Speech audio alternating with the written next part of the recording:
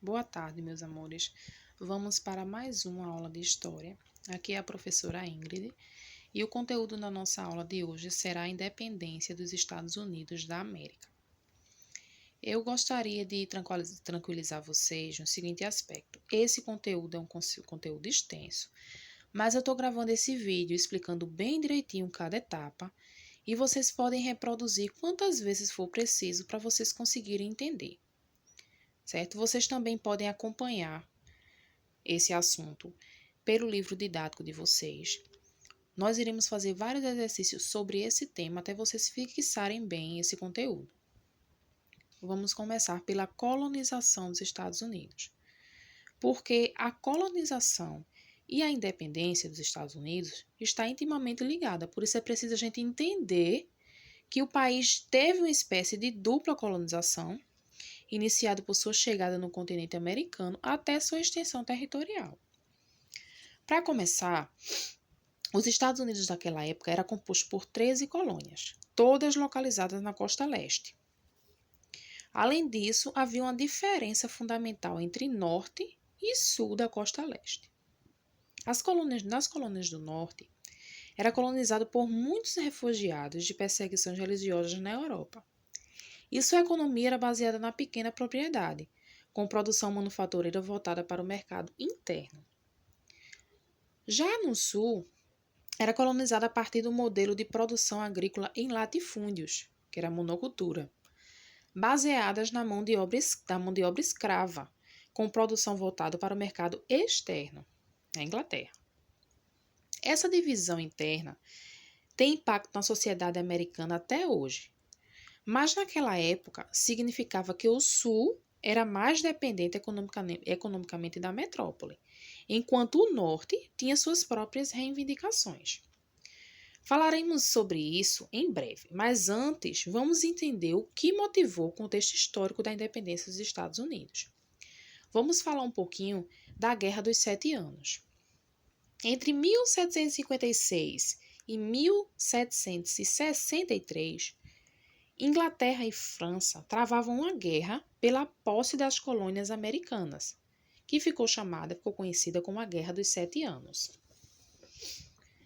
O que importa saber é que a Inglaterra derrotou a França, mas só conseguiu este feito graças aos apoios das milícias coloniais, ou seja, dos colonos americanos.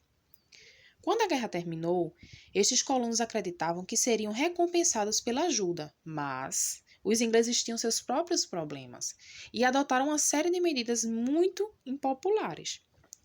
Foram 4 essas medidas e eu vou citar para vocês quais foram.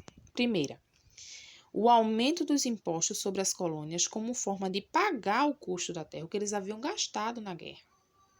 Segunda, a criação do monopólio do comércio do chá para uma companhia inglesa, que ficou conhecida como a Lei do Chá. Terceira, a criação de um imposto sobre circulação de mercadorias da colônia, que ficou conhecido como a Lei do Selo. E, por último, a criação do monopólio do açúcar para as Antilhas inglesas, a Lei do Açúcar, ficou conhecida como a Lei do Açúcar. Resumindo, a Inglaterra criou uma série de medidas, essas que eu citei para vocês, que tornavam a vida econômica na colônia mais difícil, sobretudo para os pequenos produtores do norte, que atendiam o mercado interno. E assim, dessa insatisfação, surgiu a revolta que daria origem à independência dos Estados Unidos. Vamos ver essa última etapa em detalhes. Vou falar para vocês bem devagar para vocês conseguirem entender. Vamos ver as causas da independência dos Estados Unidos, primeiramente. A independência dos Estados Unidos teve causas diretas e indiretas. Vamos começar pelas causas diretas, que foram decorrentes da insatisfação com a política de impostos da metrópole. Entre o fim da Guerra dos 7 Anos e 1774, os ingleses continuaram sua política de controle sobre a economia colonial, criando monopólios e impostos contra a vontade dos colonos.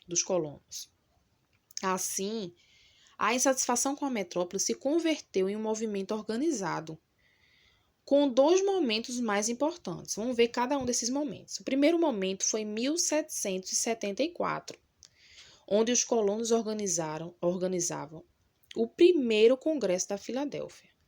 Tratava-se de uma série de solicitações para que a Inglaterra desse mais liberdade econômica e política para a colônia. A Inglaterra não apenas recusou, como seguiu criando novos controles e aumentando os já existentes.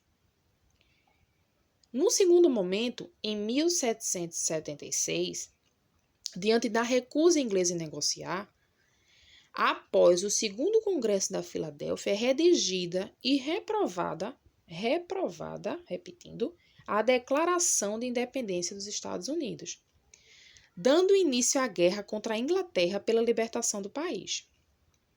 Resumindo, podemos dizer que as principais causas da independência foram: primeira, o desejo maior por liberdade econômica e política das 13 colônias. E segundo, a recusa da metrópole em negociar, seguindo uma política de controle rígido.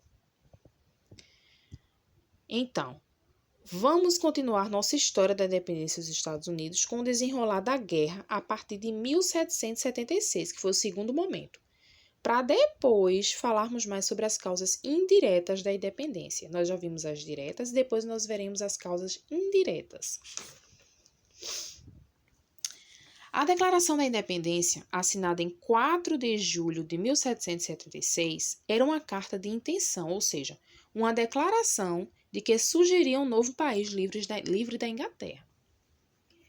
A guerra que se seguiu foi intensa e durou até 1783, sendo que os americanos venceram em grande parte porque contaram com o apoio francês e espanhol.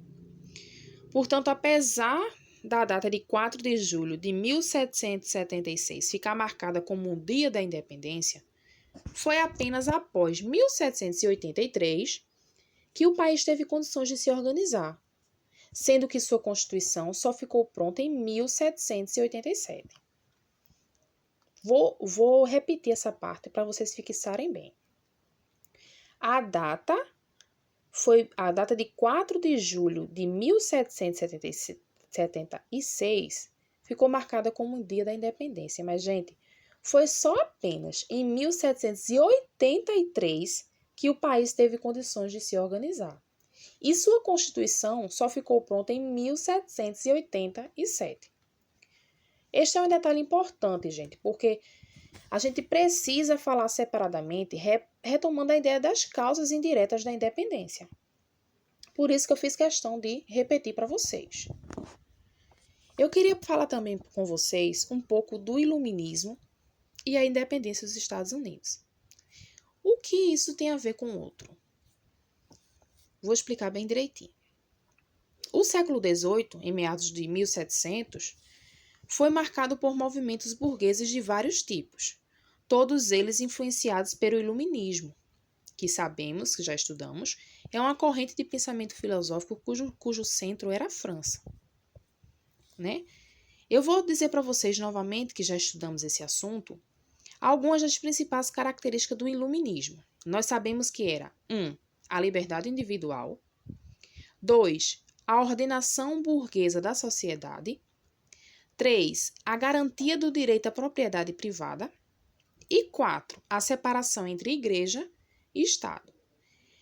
Mas assim, você pode estar se perguntando assim, mas professora, como é que as ideias iluministas influenciaram a independência dos Estados Unidos se tinha origem na França? Ocorre, gente, que o pensamento filosófico iluminista tinha na sua essência os mesmos ideais de liberdade e igualdade que os colonos americanos pretendiam pôr em prática. Ou seja, o iluminismo era a base intelectual do movimento de revolta contra a metrópole e libertação da colônia, portanto, uma causa indireta da independência. Repetindo, o iluminismo era uma causa indireta da independência. Vamos ver um pouquinho das consequências da independência dos Estados Unidos.